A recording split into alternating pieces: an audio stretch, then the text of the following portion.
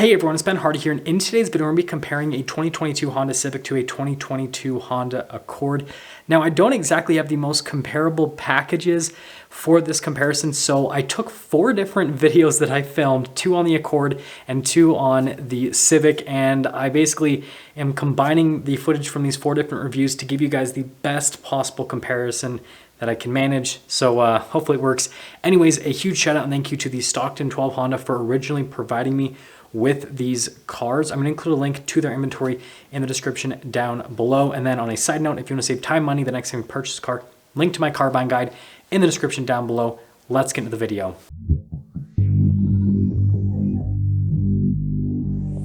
So starting things under the hood of the Accord, which is also very difficult to pull the latch for, there are so many different powertrains, but the 2 main powertrains, and this one you guys are looking at is actually the hybrid. It's not this powertrain. The 2 main powertrains are a turbocharged 1.5 liter 4-cylinder, then a turbocharged 2 liter 4-cylinder. My preferred powertrain for the Accord is the turbocharged 2 liter 4-cylinder. It's got 252 horsepower and then 273 pound-feet of torque. And just with the size of the Accord, it just makes sense. The 1.5 liter is fine. It's 190 horsepower and 190 pound-feet of torque. Or sorry, 192 rather. Missed an extra 2 horsepower. But yeah, just with the size of the Accord, it just I don't know, it just doesn't quite make sense to me. So I'd recommend going for the 2 liter turbo if you're going to get the Accord, and if you're not going to go for the hybrid for the gas mileage. Now, popping over to the Civic, there's a naturally aspirated 2 liter 4-cylinder, and then there's a turbocharged 1.5 liter 4-cylinder. I recommend the turbo engine again. With the Civic, it's good for 180 horsepower and 177 pound-feet of torque, whereas the naturally aspirated engine has 158 horsepower and then 138 pound-feet of torque. So yeah, I recommend the turbo on the Civic as well. Now, popping here back over to the Accord, you can see the daytime running light with the LED reflector lights for the headlights themselves. And notice here with the kind of front end styling on it, it's pretty modern looking. And look at the paint there on the Accord; it looks fantastic. But the Accord definitely goes for that like modern, sleek look, basically. And then that's got blue around the Honda badge because this particular one is a hybrid. And then notice the chrome there on the front end. And then you can see off to the side with the fog light. And there's parking sensors integrated in the front end. But overall, I think it's a good looking car from a front end perspective. Kind of has that Stormtrooper aesthetic with the white. Now, popping over to the Civic, I picked a Civic Si to do the exterior walk around portion in today's video because it's kind of like a more loaded up Civic from an exterior perspective. And I didn't have a whole lot of footage on the Touring that I reviewed. But anyways, you can see here with the accenting off to the side. And then notice here with the grille, how it's all dark. And you got the SI logo and the Honda badge is blacked out. But pretty much all the Civics look the same from a front-end perspective. They all have the same headlights and daytime running lights. And so so it doesn't matter if I do an SI or if I do the Touring or whatever. It's all the same from a front-end perspective with the Civics. Now, popping back over to the Accord, what they typically do with the Accord wheels is they kind of go for like more of a luxury appearance. So you'll typically see like silver on the wheels, and what a lot of car makers are doing nowadays is they're kind of making it darker there. You guys can see I'm pointing to that with the metallic gray, so that the wheel is actually more closed off than it appears at first glance. And the reason they're doing that is and this one's a hybrid, so it's for aerodynamic efficiency, but then also making it so the wheel still looks good. And then you can see with the chrome trim around the windows, again, another like luxury touch they'll put on the Accord just because of the demographic they're trying to target with this particular car. And so you see like a lot of chrome on the exterior. And then popping over to the Civic, they tend to go for like a sportier theme. So like here on the SI, notice the wheels are blacked out with the car, so you're going to notice darker themes with the coloration on the wheels, and then the spoke design is also going to look a little bit more aggressive. It's not going to flow as much. It's going to be, you guys can see the edges are a little bit sharper, right, with the kind of like shape and how it like pops out and everything. So that's also what you're going to notice there on the Civic. Now, some mirrors are blacked out, and then the trim around the windows also blacked out. And you can see the full side view here on the Civic. Definitely love the proportions of the new Civic. I think it looks great from a side perspective. It's personally my favorite aesthetic on a Honda right now. And then I decided to show this Accord as well in this portion of the video so that you guys can see an Accord kind of with a sportier theme on it, so you can kind of just go, oh, okay, so that's what the Civic looks like when it's sporty looking, and this is what the Accord looks like when it's sporty looking.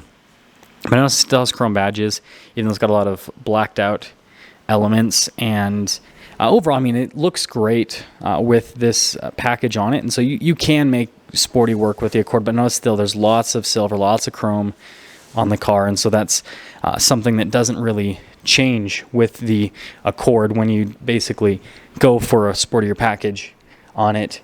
And yeah, I mean, overall, I think that looks great with all of the blacked out elements added to it, though, even though it's got the chrome still. Now here's the key fob for the Accord. Notice that you've got the trunk release and popping into the trunk itself. You guys will see storage space is super solid with the Accord. That's one of the big benefits of the Accord is you're gonna have more storage space than what you have in the Civic. And you guys can see the little fixed flat kit underneath. But yeah, it's a bigger car, so you're gonna have more storage space, right? That's just kind of how those things go. And popping over to the Civic, you can see here with the key fob, kind of again, it has that cool sporty aesthetic on it. It's all blacked out with the trim on the fob itself.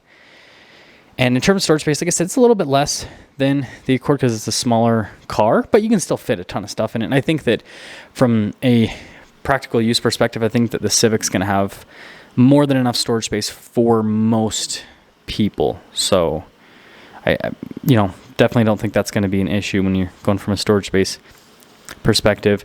And you see all the badges are blacked out there in the back end. And again, just that sporty theme continues here with the SI package. I love the new taillights too on the Civic. I think those look great. I think they've just nailed it, pretty much from all of the aesthetic cues with the car.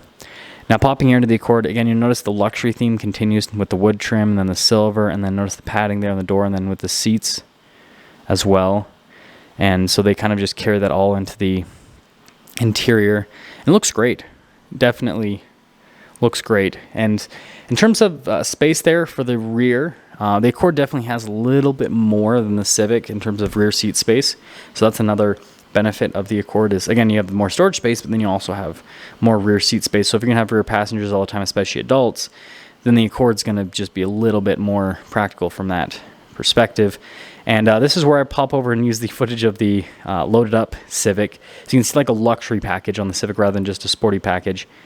And you can see here with the interior, I think it looks just as nice as the Accord from, material standpoint with the seats in the rear. And then here is the front door panel with the Accord. Again, notice that luxury theme continues with the wood trim. There's a quick look at the mirrors and then the padding.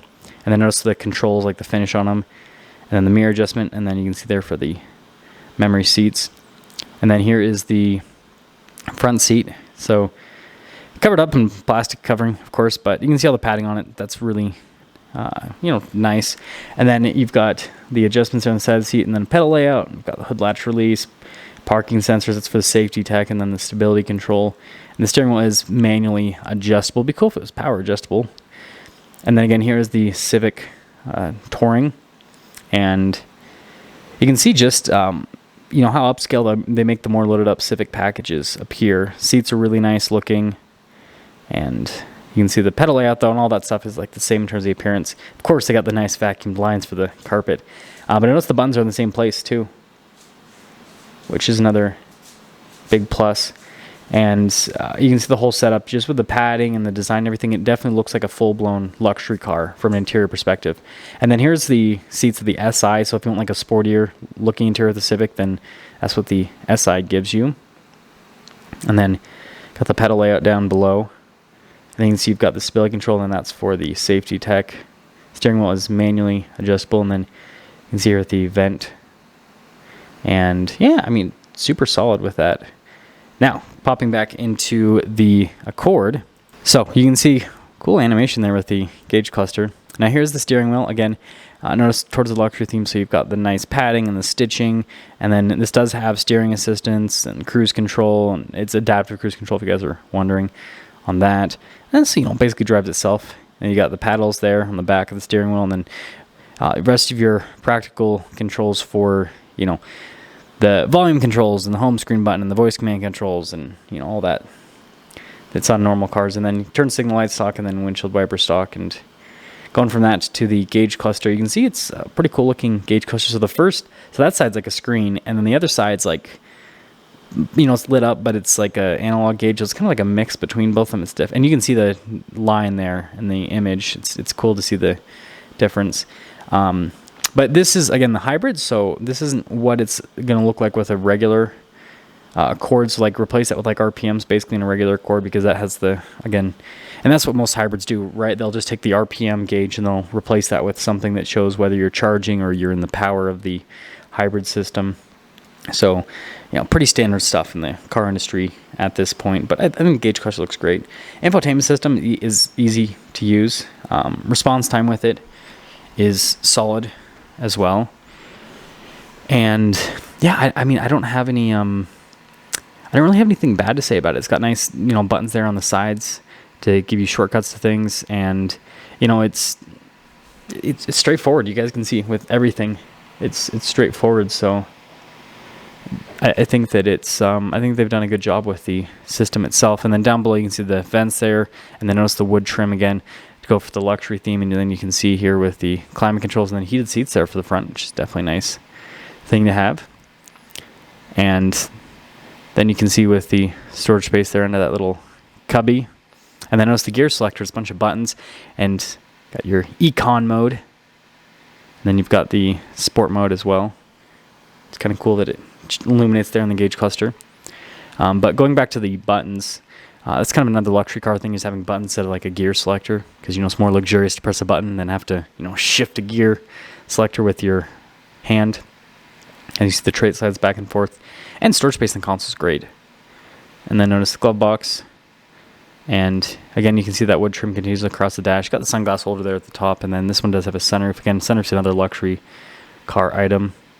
And then here's the window sticker on the hybrid. I'm also going to show the window sticker on the other Accord as well, so you can kind of see the difference between this and then a more of a regular Accord, if that makes sense. But you can see $35,000 for a loaded up hybrid.